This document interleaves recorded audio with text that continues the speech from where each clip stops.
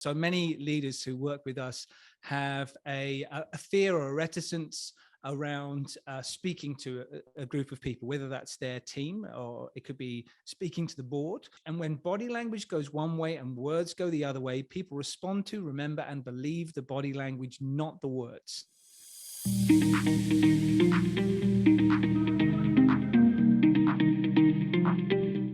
So yes, show up as your authentic self and be there and be in the moment. But you're also talking about your own self-awareness, right? So are you saying, or what role does that self-awareness play in the presence that you're having in that meeting, whether it be virtual or in a physical environment?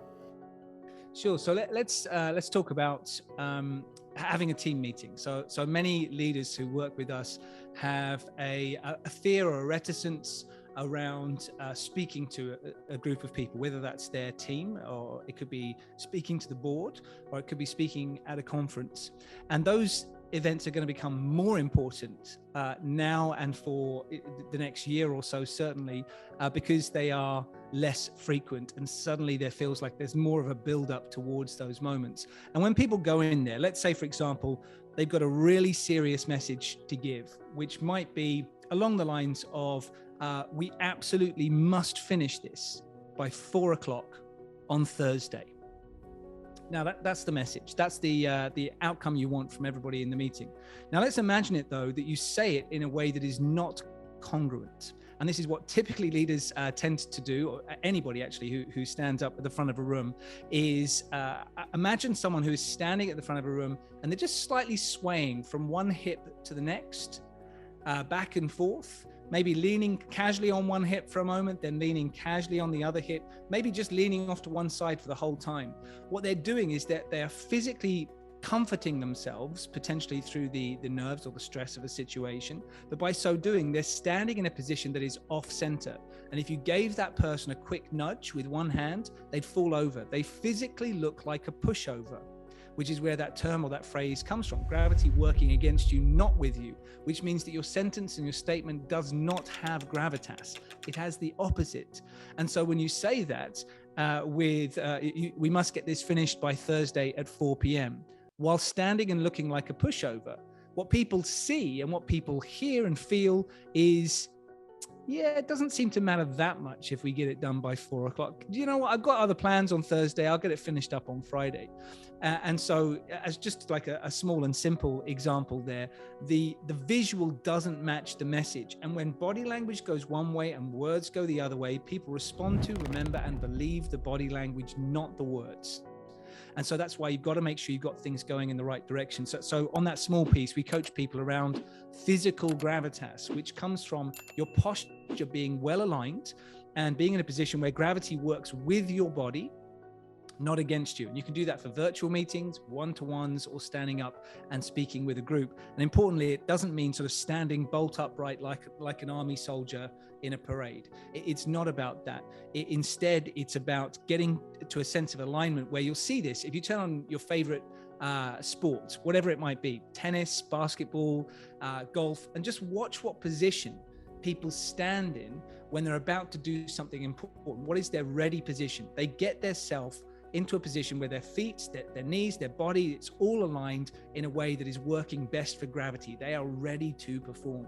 And we coach people how to do that at the front of a room so that they look like this message is serious. This message has gravitas, so that everybody around the room understands that. And by doing that, they also feel more confident and appear more convincing.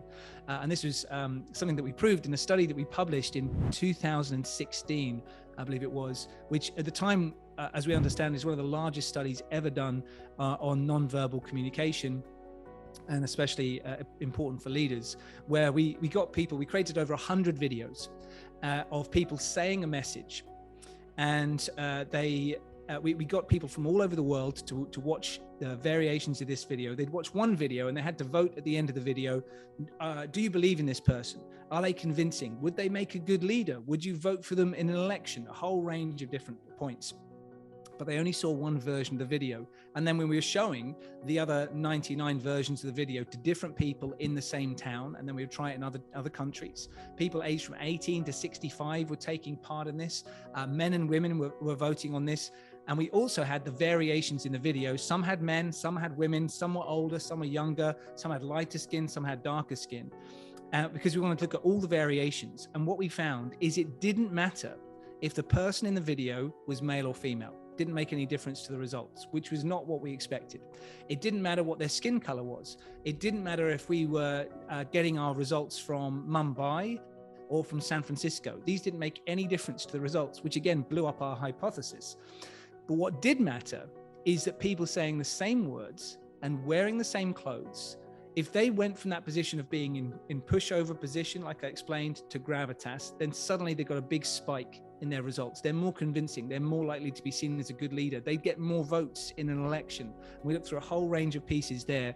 And what I like most about this study is that all we were looking at is, what if you go from being incongruent to being congruent? What if you go back to the way that you're physically, naturally born to speak, getting rid of habits, and suddenly by doing so, the most impressive result we got was by going from a lack of congruency to complete congruency, you could increase the number of votes you get in an election by 59%.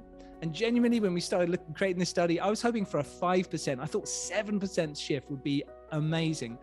And the head of statistics at UCL, who helped us put this together, nearly fell off his chair when he gave us the results. He said, in 35 years, I've never seen results like this.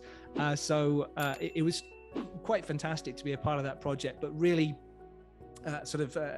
really fulfilling to see that these results came not from manipulation tactics, but actually from bringing leaders back to the way that they are physically born to speak.